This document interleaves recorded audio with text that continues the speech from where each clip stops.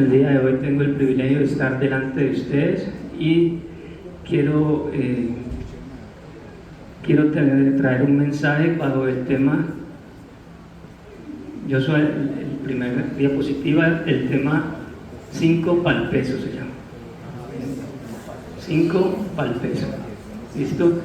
Y vamos a leer en el segundo libro de los Reyes, capítulo 13, desde el versículo 14. Dice la palabra de Dios: estaba Eliseo enfermo de la enfermedad de que murió, y descendió a él Joás, rey de Israel, y llorando delante de él, dijo: Padre mío, carro de Israel y su gente de a caballo. Y le dijo Eliseo: toma un arco y unas saetas. Tomó él entonces un arco y unas saetas. Luego dijo Eliseo al rey de Israel: pon tu mano sobre el arco. Y puso él su mano sobre el arco.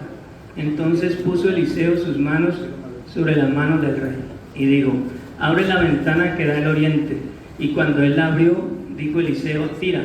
Y tirando él, dijo Eliseo: saeta de salvación de Jehová, y saeta de salvación contra Siria, porque herirá a los sirios en Afec hasta consumirlos. Y volvió a decir: toma las saetas. Y luego que el rey de Israel las hubo tomado, le dijo: golpea la tierra. Y él la golpeó 3 veces y se detuvo. Entonces el varón de Dios, enojado contra él, le dijo: al dar 5 o 6 golpes hubieras derrotado a Siria hasta no quedar ninguno, pero ahora solo 3 veces derrotarás a Siria. ¿Ven? Gloria a Dios. En este momento quiero hablar un poquito de una introducción acerca de Eliseo, ¿sí? Porque es el personaje principal allí. Y aquí he colocado esa frase que dijo el rey Joás: Padre mío Israel y su gente de a caballo. Resulta que ustedes saben la historia de Eliseo, han visto que cuando Eliseo sucedió a Elías, ¿qué pasó con Elías? Cuando Elías fue arrebatado, Eliseo pronunció esas mismas palabras que ahora está diciendo el rey Joás cuando lo ve ahí en el lecho de muerte. Y es que ese Padre mío Israel y su gente de a caballo representa un reconocimiento de una autoridad en el profeta. El rey Joás está muy triste y está viendo que el profeta se va a ir, y sabe que ese profeta es un gran arma, es un arma poderosa contra el enemigo. O sea que él reconoce que el profeta Eliseo y la comunión que tiene con Dios es más poderosa que un ejército, y lo ha demostrado. Si vemos ¿por qué digo esto? En el Reyes, en el capítulo 6, Segunda de Reyes, capítulo 6, Segundo de Reyes, el versículo 8, dice que tenía el rey de Siria guerra contra Israel, y consultando con sus siervos dijo: en tal y tal lugar estará mi campamento. Y el varón de Dios envió a decir al rey de Israel: mira que no pases por tal lugar, porque los sirios van allí. Resulta que los enemigos de Israel tenían un plan. Decían: vamos a hacer esto y esto. Y Eliseo ya lo sabía, sin que nadie le hubiera dicho, sino que Dios le revelaba. Y entonces le mandaba, decía: de pilas, ahí dice, no vaya a pasar por ahí porque ahí lo están esperando. Sigamos leyendo un poco allí. Entonces el rey de Israel envió a aquel lugar que el varón de Dios había dicho, y así lo hizo una y otra vez con el fin de cuidarse. Y el corazón del rey de Siria se turbó por esto, y llamando a sus siervos les dijo: ¿no me declararéis vosotros quién de los nuestros es el rey de Israel? O sea que el rey de Siria creía que había como un espía, y dijo: alguien tiene que estar diciéndole al rey de Israel qué es lo que nosotros hacemos. Seguimos el versículo. Entonces uno de los siervos dijo: no, rey, señor mío, sino que el profeta Eliseo está en Israel, el cual declara al rey de Israel las palabras que tú hablas en tu cámara más secreta. Imagínense que Eliseo se daba cuenta de los planes del enemigo, así los dijera por allá al escondido, donde él creía que nadie lo sabía. Y entonces Eliseo era muy importante para las victorias de Israel, para la guerra. vemos que cuando este rey de Siria, lo que Siria ya en adelante, él manda a capturar a Eliseo. Y para no hacer largo esa introducción, vemos que Dios le da la victoria. ¿Ven? Dios le da la victoria a Eliseo porque Dios estaba con él. Y es ese versículo que muchos conocemos que dice que más son los que están con nosotros que los que están con ellos. ¿Cuántos conocen el versículo? Entonces vemos la importancia de Eliseo. Y al rey Joás decir estas palabras está dando honor, respeto y demostrando que dependía, una dependencia del profeta, quien era una autoridad espiritual. ¿Amén? Entonces vamos con el primer punto, que se llama, número 1, no te rindas todavía. Ustedes conocen ese dibujo, ¿cierto? Yo creo que más de uno lo hemos visto. Nosotros podemos ver que esa persona ya está cansada y se desanimó, pero ¿qué le faltaba para alcanzar el tesoro? Estaba muy cerca del tesoro, pero él ya se estaba rindiendo. Entonces, este primer punto se llama no te rindas todavía. Y es que a veces nosotros en nuestra vida cristiana nos encontramos con problemas, con dificultades, y nosotros queremos tirar la toalla, queremos dejarlo todo. Creemos que no hay solución, pero no sabemos que estamos tal vez a un hilito de encontrar la victoria. A un poco nada más, y ya nosotros podemos disfrutar de esa bendición que Dios nos tiene. Yo les pido que no se rindan todavía, a pesar de la crítica, a pesar del desánimo, a pesar de pronto del chisme, de la murmuración, de lo que dijo el uno, de lo que dijo el otro, de que me esté viendo agobiado. No te rindes todavía. Espera en el Señor y sigue adelante. Nosotros podemos ver ahí en el versículo 18 que el rey Joás se detuvo. Y entonces, como se detuvo, digamos que tuvo una victoria parcial. Y Dios tenía una victoria total sobre sus enemigos. Pero él decidió rendirse allí, quedarse hasta ahí nada más. Entonces, ese primer punto es no te rindas. Yo le animo a que sigamos adelante. Vamos contra todo lo que creemos que nos hace daño. Si nos sentimos destruidos, si nos sentimos que no valemos nada, para Dios nosotros somos su especial tesoro. Amén. Y Él nos ha prometido la victoria. Le damos un aplauso al Señor.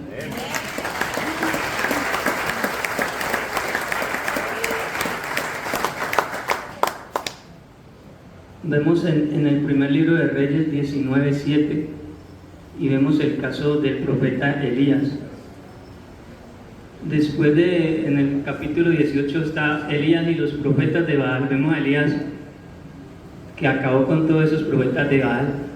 Pero en el capítulo 19 Elías dice: no, me buscan para morir, para quitarme la vida, y se desanima y quiere dejarlo. Y entonces dice aquí: y volviendo el ángel de Jehová la segunda vez lo tocó diciendo: levántate, come, porque largo camino te resta. Y Elías le tocó que levantarse y emprender la siguiente instrucción que Dios tenía para él.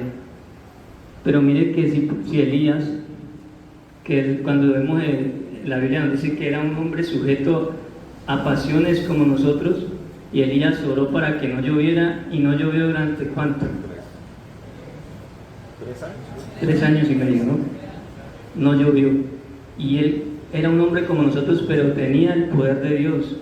¿Qué poder tenía Elías? Que venían a buscar los 50 y él decía: descienda a fuego y acabe con esos 50, y Dios lo respaldaba y acababa con esos 50.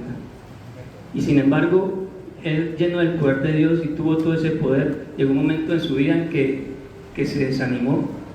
Y así nosotros podemos llegar a un momento en que nos desanimemos, a pesar de que hayamos visto grandes victorias en el Señor.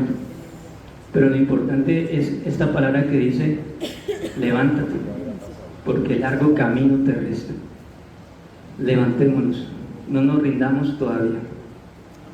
Vamos entonces a establecer un paralelo con eso de Lucas 5 y vamos introduciendo ahorita el segundo punto. Dice Lucas 5:2: y vio dos barcas que estaban cerca de la orilla del lago, y los pescadores, habiendo descendido de ellas, lavaban sus redes.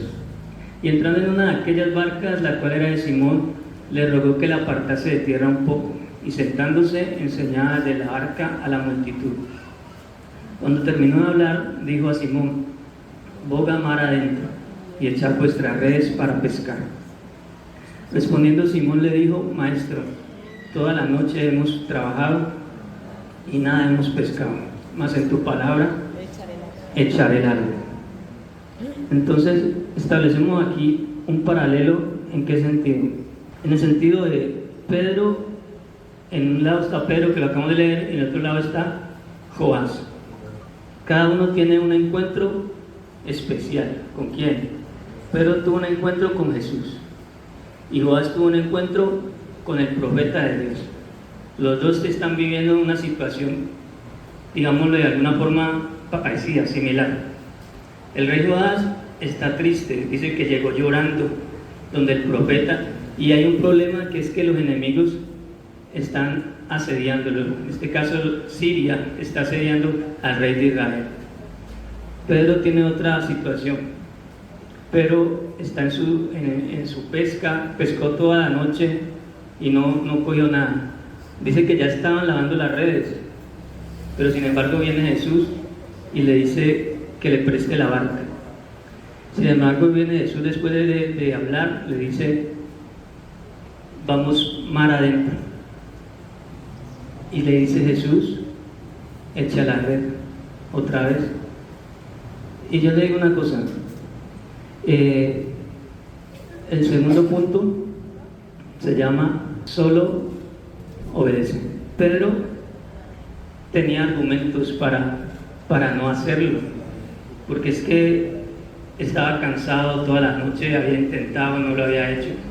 Y cuando el maestro le dice: no, vamos mar adentro, y le dice: tira las redes, él podía argumentar: no, pero es que yo soy pescador y yo sé lo que hago, y sé que ya no voy a coger nada a esta hora ya, por eso ya estábamos lavando las redes, estamos cansados. O sea, podemos levantar argumentos. Al igual nosotros, ante una palabra de Dios, podemos levantar nuestros argumentos y querer justificar y decir por qué no hacerlo. Por eso este segundo punto dice: solo obedece.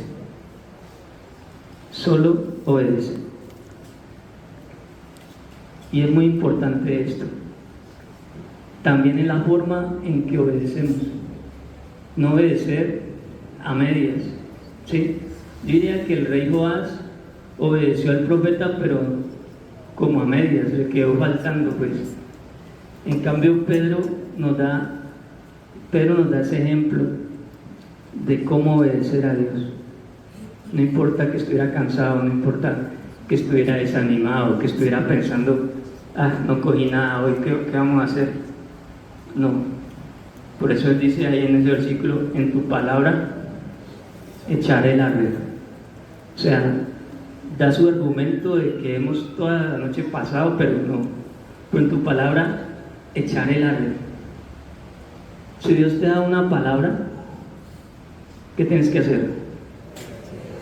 Solo obedece. Diga que está al lado: solo obedece.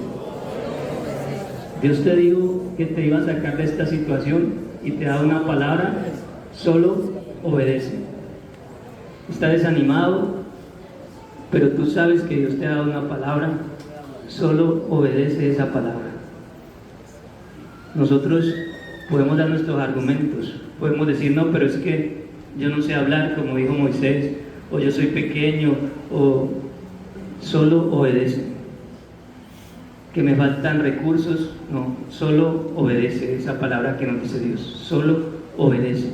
Y nos muestra este ejemplo. Seguimos leyendo allí, dice: y habiéndolo hecho, o sea, obedeciendo, encerraron gran cantidad de peces y su red se rompía. Entonces hicieron señas a los compañeros que estaban en la otra barca para que viniesen a ayudarles, y vinieron y llenaron ambas barcas de tal manera que se hundían. Mire que esa obediencia trajo una bendición tan grande que fue para él y para compartir con los demás. ¿Por qué? Porque él solo obedeció. O sea, algo sencillo al parecer, pero si vemos el entorno de Pedro, no era tan sencillo. O sea, él estaba cansado y tenía sus argumentos, pero él lo hizo. En tu palabra echaré la red. ¿Qué hizo? Solo obedeció. Ahora, nosotros a veces creemos que hemos obedecido, como le pasó al rey Saúl. Vemos en el primer libro de Samuel, capítulo 15. Y Saúl respondió a Samuel: antes bien he obedecido a la voz de Jehová, y fui a la misión que Jehová me envió, y he traído a Agag, rey de Amalec, y he destruido a los amalecitas. Aquí, si recuerdan, Dios le había dado una orden al rey Saúl de acabar con todo, con ovejas, con todo lo que tuviera ese pueblo de Amalek. Y resulta que él cuando llegó Samuel y escuchó, ¿ve? Y lo que me llama la atención es que Saúl le dice: yo obedecí al Señor, yo obedecí, así como leímos allí, antes yo obedecí al Señor. Pero entonces Samuel le dice: bueno, ¿y qué es esto que yo oigo? Yo estoy oyendo como ovejas. ¿Cómo así que obedeciste al Señor?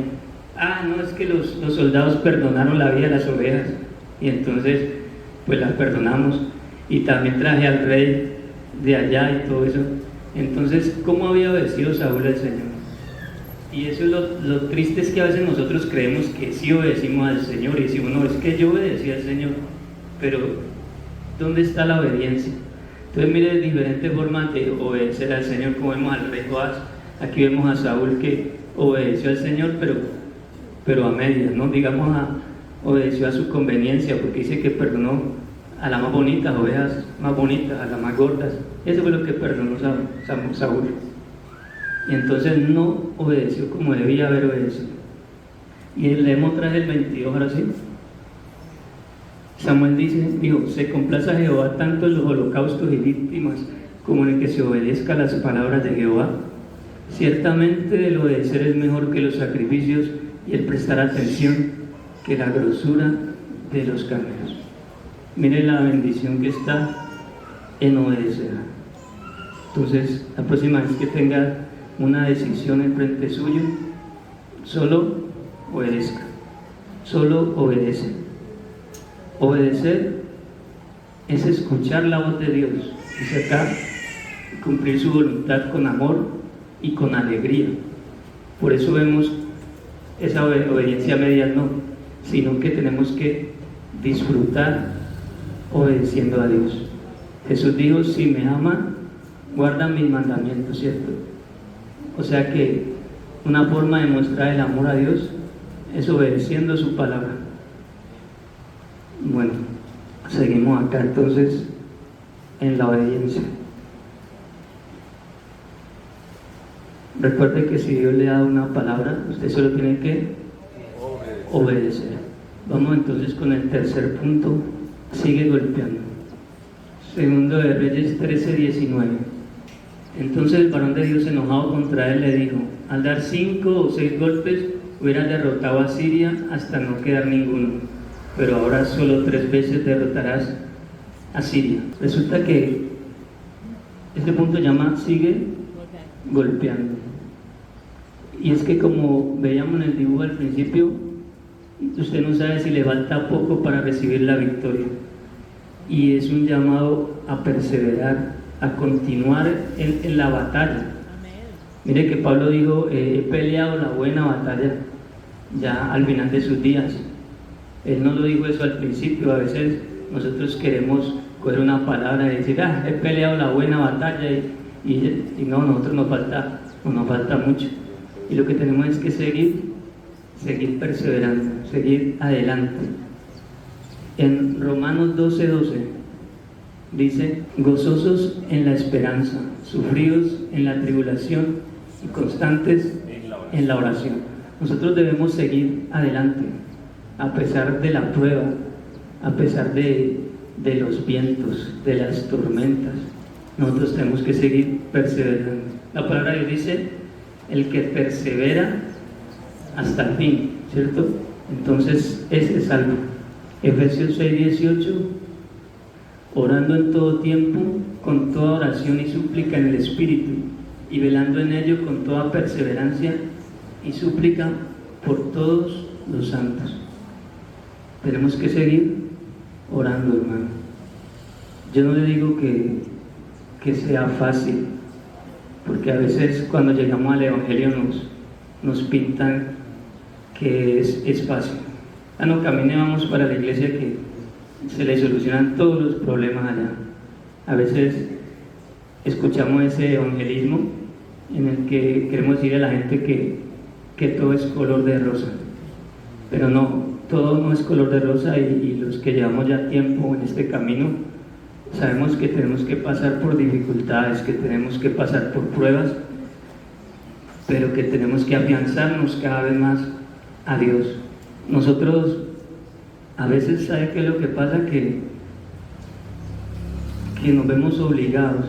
A veces las crisis nos obligan a buscar a Dios, porque a veces cuando todo está así como muy fresa, muy tranquilo, nosotros nos queremos dormir, como que nos quedamos en un sueño ahí porque todo está sabroso.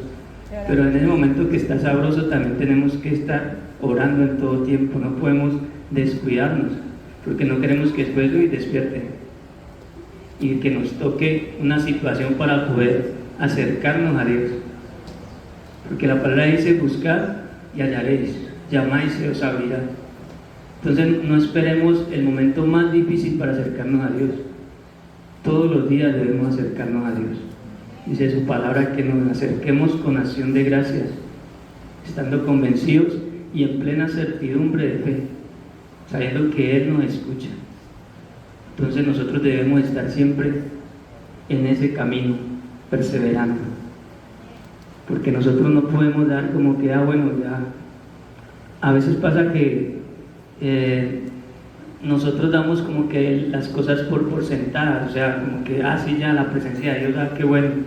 De pronto nos pasa como el pueblo de Israel, que cuando Moisés hablaba con Dios, su rostro resplandecía, dice la palabra de Dios, y tal vez la gente al principio salía de sus carpas y miraba, y está resplandeciendo, la presencia de Dios, los primeros días, pero de pronto ya pasaba el tiempo y ya, Moisés está resplandeciendo. Sí, eso es lo normal, que resplandezca, eso es lo normal, pues habló con Dios. Entonces hacemos como que esa comunión con Dios le vamos restando importancia, y así va quedando y todo va dando como normal. Pero cuando Dios nos llama con una situación, entonces ahí sí volvemos a Él a decir: Señor, ¿por qué me está pasando esto? Señor, clamo para... Entonces eso es lo que le digo, en un momento de crisis nos despierta a buscar a Dios con pasión, con lágrimas, a doblar rodillas, a madrugar, a querer estar en la presencia de Dios, porque Dios, dice uno, ¿cómo es posible que si todo iba tan bien? Y yo le digo que hemos descuidado, hemos dejado de perseverar, golpeamos solo 3 veces y ya fue suficiente. Me convertí hace 10 años, por ejemplo, y el primer año estuve en comunión con Dios y después ya me quedé quieto. No puede ser así. Hay que seguir perseverando en la oración, seguir perseverando en la búsqueda de Dios. Así estemos cansados y con problemas, sigamos perseverando en el Señor. Amén. ¿Cuánto da un fuerte aplauso al Señor?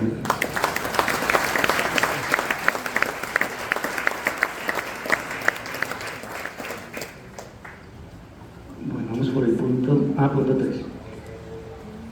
Si hubiera seguido golpeando, o sea, si hubiera golpeado un poco más, había dado la victoria total, digo yo, porque Él dice, listo, golpeaste 3 veces, entonces solo te va a dar la victoria 3 veces, nada más. Y si lo hubieras hecho más, dice que hubiera derrotado el enemigo totalmente, o sea, Siria hubiera sido acabado por completo. ¿Por qué? Porque le faltó perseverar. Por eso hablábamos de la obediencia en el título anterior, y es que Dios nos dice una cosa y nosotros no queremos entregarlo todo. ¿Sí? Usted dice que, no, yo soy cristiano un 40%, y otro dice, no, yo soy cristiano un 60%, y yo soy un 80%. Y Dios quiere es que seamos cristianos 100%, ¿sí? Totalmente cristianos, y que totalmente cristianos a la luz de todo el mundo puedan decir, sí, ese es cristiano. Y no cristiano para acusar, ay, no, ¿y qué ese es cristiano? No para acusar, sino para decir, uy, ese es cristiano, yo quiero con lo que él tiene, yo quiero ver dónde es que va, yo quiero ver qué es lo que él hace que Dios lo bendice tanto, qué es lo que hace que le pedimos oración y el Señor responde, qué es lo que hace. Ese es lo que Dios quiere, que nosotros seamos esa entrega, esa pasión, que nuestra obediencia no sea limitada a una bendición, ¿sí? Porque yo recuerdo un amigo mío que tenía en Cali, que él tenía un ministerio muy grande, era un predicador tremendo, y él quiso ponerle condiciones a Dios para la obediencia, y dijo, si Dios me da una casa, yo me meto de una de lleno allí.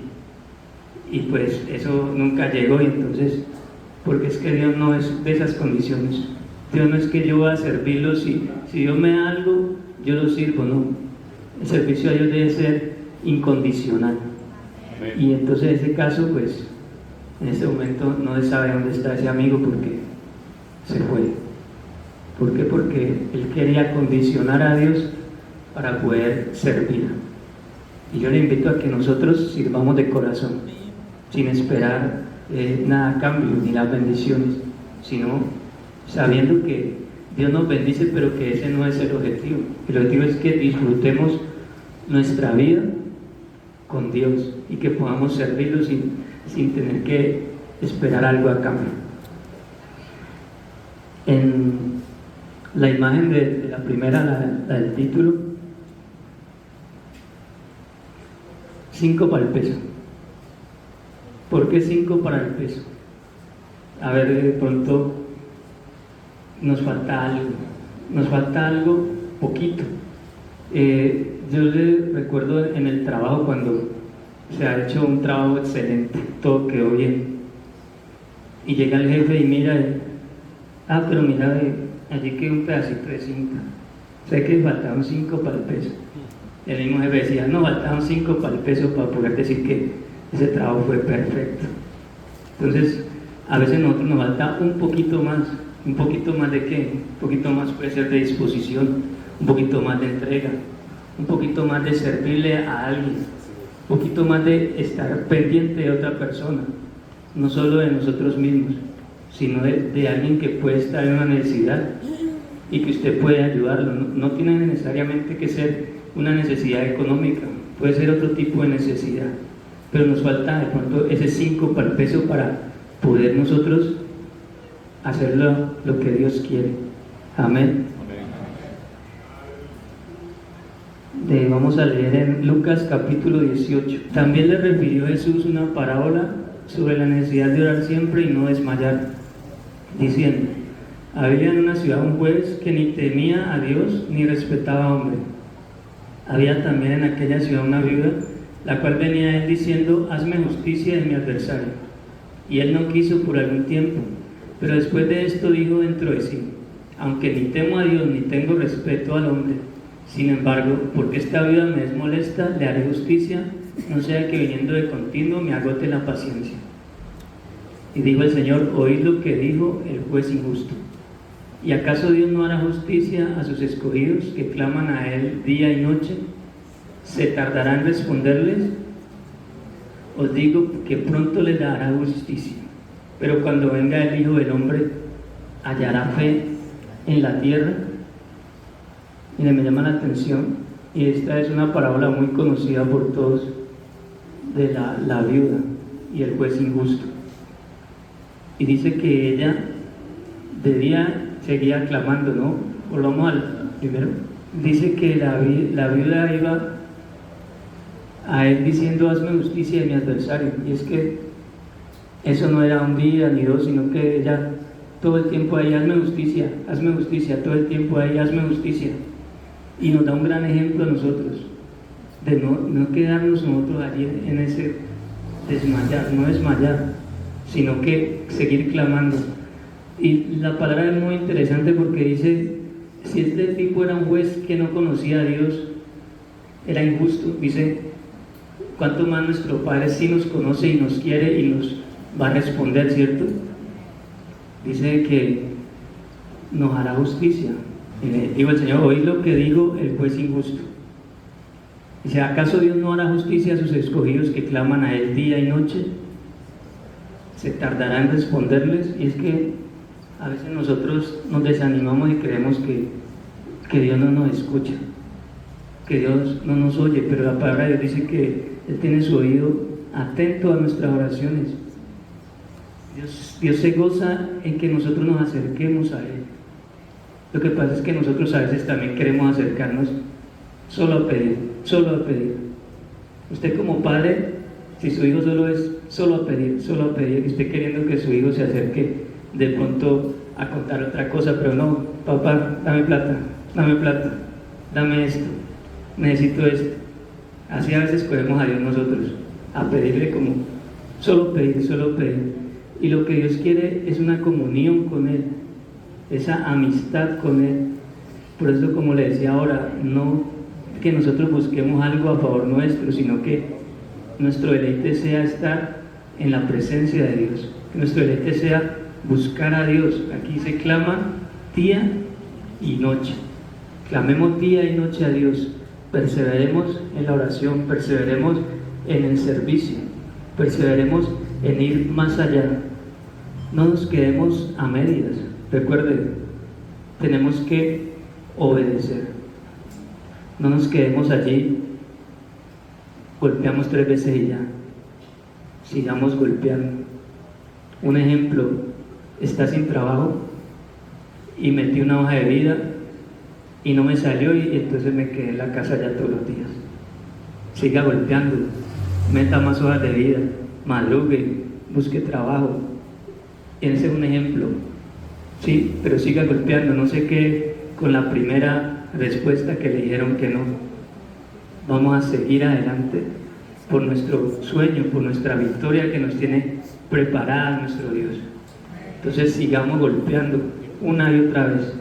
Vamos a ir golpeando para que el Señor nos responda, así como la viuda. Clamemos día y noche. Clamemos día y noche al Señor. ¿Cuánto dan gloria a Dios? ¿Alguien nos visita por primera vez? Ok. Entonces yo le invito a ella que coloque sobre sus pies